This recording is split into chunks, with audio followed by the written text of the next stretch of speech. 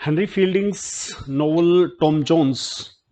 Tom Jones Henry Fielding का एक ऐसा नोवेल है जो नोवेल का ट्रेडिशन शुरू होने के टाइम बिल्कुल शुरुआत में लिखा गया था। ये एक बहुत लंबा नोवेल है, लेंथ बहुत ज़्यादा है इसकी, इसलिए इसको प्रोज का कॉमिक एपिक भी कहा गया है। Henry fielding one of the founders of English novel, जैसे मैंने कहा कि अंग्रेजी नोवेल की शुरुआत के टाइम का ही नोवेल है, इसलिए उसको फाउंडर्स ऑफ इंग्लिश नोवेल कहा गया है। Believed that literature should give pleasure and moral lessons. Henry Fielding का विश्वास था कि लिटरेचर पढ़ने में भी आनंद आना चाहिए और उससे शिक्षा भी मिलनी चाहिए। इन दो इरादों के साथ उसने नोवेल्स लिखे हैं। His novel the history of Tom Jones a foundling, पूरा टाइटल तो यही है, पूरा टाइटल है history of Tom Jones a foundling. 1749 में लिखा गया था, लेकिन शॉर्ट में इस नोवेल को टॉम जोन्स के नाम से जाना जाता है।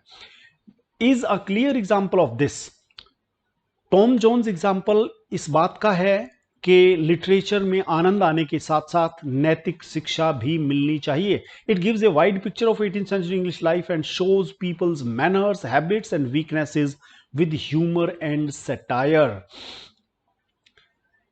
ये novel 18th century English life की एक कंप्लीट पिक्चर देता है और साथ साथ लोगों के मैनर्स, लोगों की हैबिट्स, लोगों के कैरेक्टर में क्या क्या वीकनेसेस होती हैं वो दिखाता है, ह्यूमर का यूज करता है और सैटायर करता है। देखिए, सैटायर राइटर तभी यूज करता है जब वो लोगों को शिक्षा देना चाहता हो। विलियम हैजलिट एक क्रिटिक है और उसका कहना यह है कि इस नोवेल में किस तरह से हेनरी फील्डिंग ने पूरी इंग्लैंड की हिस्ट्री ही दे डाली है। Fielding's novels throw more light on the 18th century society of England than the whole mass of historical documents. इतनी हिस्ट्री तो हिस्टोरिकल डॉक्यूमेंट में नहीं मिलती जितनी सच्ची पिक्चर 18th सेंचुरी इंग्लैंड की हेनरी फील्डिंग के नोवेल्स में मिलती है। The story centres on Tom Jones. पूरी की पूरी कहानी टॉम जोन्स के चारों तरफ घूमती है, who is brought to be an illegitimate child but is later discover to be the true son of Bridget Allworthy. शुरू में यह पता चलता है कि टॉम जोन्स जो है वो एक इलेजिटिमेट चाइल्ड है, बास्टर्ड बच्चा है, लेकिन बाद में पता चलता है कि वो तो ब्रिजेट ऑलवर्दी, जो कि स्क्वायर ऑलवर्दी की बहन है, उसका बेटा है। For most of the book, पूरी किताब में Tom is treated as a foundling, ऐसे गुमशुदा पाया गया हो इस तरह के बच्चे के तौर पर टॉम को देखा जाता है। And faces prejudice because of it, और सब लोग टॉम के खिलाफ हैं कि वो तो एक बास्टर्ड है, पता ही नहीं उसका बाप कौन है। He is good नेचर्ड। अच्छी बात उसकी यह है कि टॉम अच्छी नेचर का व्यक्ति है, but often ruled by passion. दिल में जो आता है, ठीक हो गलत हो, सब कर बैठता है। Specially the matters of love, खासतौर पर बहुत सारे लव अफेयर्स में पड़ जाता है, इस कारण से उसकी बड़ी बदनामी हो जाती है। He becomes involve with Molly Seagrim, Mrs Waters, Lady Bellaston, एक और नाम जो इसमें नहीं लिखा हुआ है, Nancy, even though his real love is Sophia Western. वो कई सारी लड़कियों के साथ अफेयर में शामिल है। मोली सीग्राम भी है, मिसिज वोटर जो माना जाता है कि जेनी जोन्स है एक्चुअली, और वो उसकी माँ है, ये भी माना जाता है। इवन कि उसके साथ भी उसका जो है लव अफेयर चलता है। लेडी बेलास्टन तो एंड में आती ही है कि जिसके साथ वो लंदन में रह रहा है, और एक्चुअल में उसका रियल लव जो है वो Sophia Western. These mistakes show his weaknesses. अब ये गलती बार बार करना कि किसी एक के साथ लिंक बना लेना फिर दूसरे के साथ बना लेना, ये उसकी कमजोरी को दिखाता है। But Tom is not wicked at heart, लेकिन दिल का बुरा नहीं है Tom. He is honest, brave, generous, kind, जो एक अच्छे हीरो के गुण होने चाहिए। ईमानदार है, बहादुर है, जेनरस है, दयालु है। स्क्वायर ऑलवर्दी क्या कहता है उसके बारे में? I know he hath been guilty of faults, मुझे पता है कि वो कुछ कमियों का अपराधी है। But there is great goodness of heart at bottom, लेकिन उसके दिल में बहुत सारी अच्छाई है। By the end of the novel Tom repents. Novel के एंड में टॉम पश्चाताप करता है अपनी गलतियों के प्रति, लर्न्स फ्रॉम हिज एरर्स, गलतियों से सीखता है, and is united with Sophia, Sophia के साथ एक बार फिर से मिल जाता है, showing that he has grown into a better man. अब यूं लग रहा है जैसे उसने जिंदगी से सबक ले लिया है और वो सोफिया से शादी करेगा। Some critics call Tom a picaro, a rogue, because he wanders from place to place and gets into many adventures. कुछ क्रिटिक्स ने टॉम को पिकारो भी कहा है, रोग यानी कि ठग भी कहा है, क्योंकि वो एक जगह से दूसरी जगह घूमता है और बहुत सारे जोखिम उठाता है। एक्चुअल में नोवेल की जब शुरुआत हुई, इस तरह के बहुत सारे नोवेल्स लिखे गए। जो दो मेन टाइप के नोवेल लिखे गए, उसमें एक तो पिकारेस्क नोवेल लिखे गए कि आदमी एक जगह से दूसरी जगह जाता, उस वक्त लोग एडवेंचर किया करते थे, उन्हीं के लाइफ की कहानियां लिखी गई। दूसरे लिखे गए कि लेटर की फॉर्म में जो एक दूसरे को सूचना देते थे, वो नोवेल लिखे गए। तो ये टॉम जोन्स पिकारेस्क नोवेल के तौर पर भी जाना जाता है। But Fielding himself called Tom Jones a comic epic in prose. Tom Jones को खुद नोवेलिस्ट ने कहा कि ये कॉमिक एपिक इन प्रोज है, यानी कि इसमें हास्य है, लेंथ बहुत बड़ी है, प्रोज में लिखा हुआ है। This means that novel has size and variety of an epic. इसका साइज एपिक जैसा है, वेराइटी एपिक जैसी है, but it deals with ordinary people. लेकिन ये किसी भगवान के बारे में, किसी रामायण जैसा, महाभारत जैसा, इलियड जैसा, ओडेसी जैसा नहीं है। इसका हीरो एक आम आदमी है and events in a comic and realistic way. इसके इवेंट्स कॉमिक है, रियलिस्टिक हैं। Tom is not just a rogue. Tom कोई ठग नहीं है। He represents the common human being, full of fools but also full of goodness. Tom is not just a rogue. Tom कोई ठगी मारने वाला व्यक्ति ही नहीं है, बल्कि वो कॉमन ह्यूमन बीइंग है, जिसमें आम आदमी की तरह, हर आम आदमी में कुछ ना कुछ वीकनेसेस होती हैं, लेकिन वो है अच्छा व्यक्ति। Readers may laugh at his foolishness.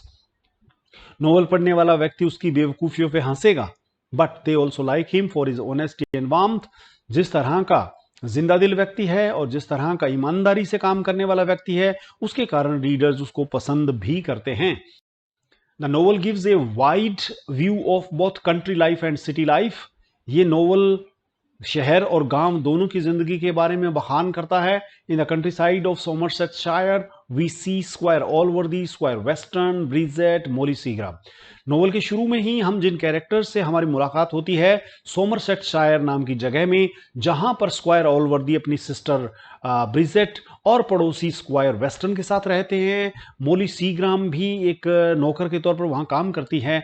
Here appear greedy doctors, quarrelling squires, drinking soldiers, runaway wives like Mrs Fitzpatrick. और यहाँ पर कौन कौन लोग रहते हैं? यहाँ पर तो लड़ने झगड़ने वाले स्क्वायर्स भी रहते हैं, लालची डॉक्टर भी रहते हैं, दारू पीने वाले सोल्जर्स भी रहते हैं, भगोड़ा हुई औरतें जैसे कि मिस फिट्जपैट्रिक हैं, मिसिस फिट्जपैट्रिक जैसी भागी हुई औरतें भी रहती हैं।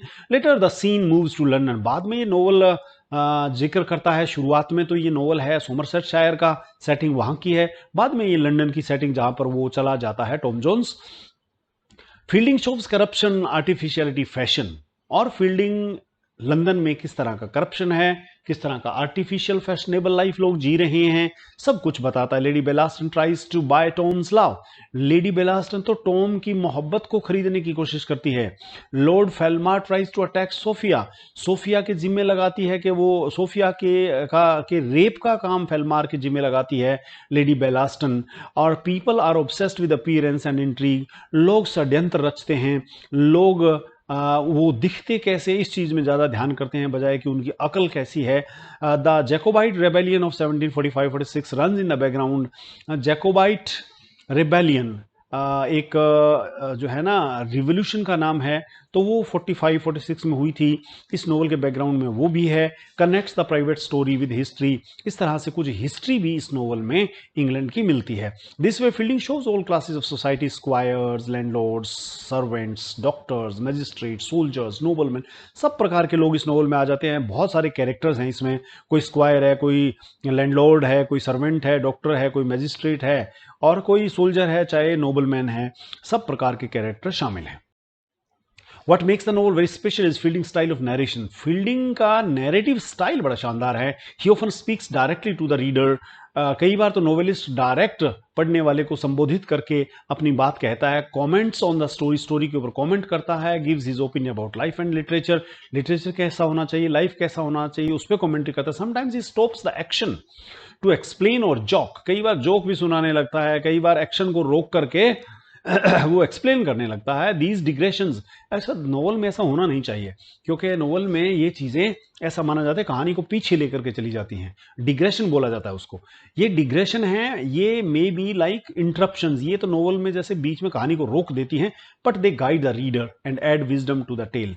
लेकिन इस तरह की शिक्षा एक समझदार व्यक्ति, नोवेलिस्ट हेनरी फील्डिंग जैसा व्यक्ति अगर दे रहा है तो वो हमारे ज्ञान में कुछ बढ़ोतरी करती हैं, हमें गाइड करती हैं। द मोकैपिक टोन, पूरे नोवेल में टोन जो है हाई स्टाइल है, मोकैपिक जैसा है, और स्मॉल इंसिडेंट्स हैं, they are told in grand style, creates humour, छोटी छोटी बातें शानदार शब्दों में बताई गई हैं, उससे ह्यूमर पैदा होता है, जैसे रेप ऑफ द लॉक में होता है। Shows the contrast between appearance and reality, हकीकत क्या है और दिखता क्या है, दोनों में अंतर भी हमें दिखाई देता है, जिसके कारण हास्य पैदा होता है। With this technique, Henry Fielding makes the novel not only a story but also a commentary on human nature and society.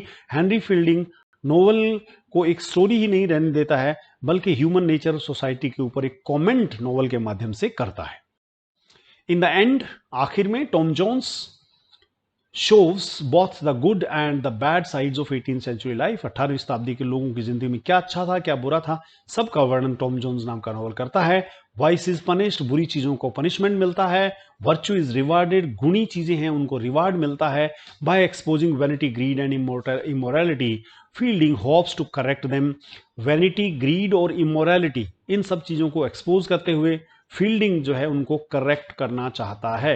At the same time he entertains the reader with lively adventures, इसके साथ साथ वो reader को entertain करता है lively adventures के साथ, humour and sharp observation के साथ।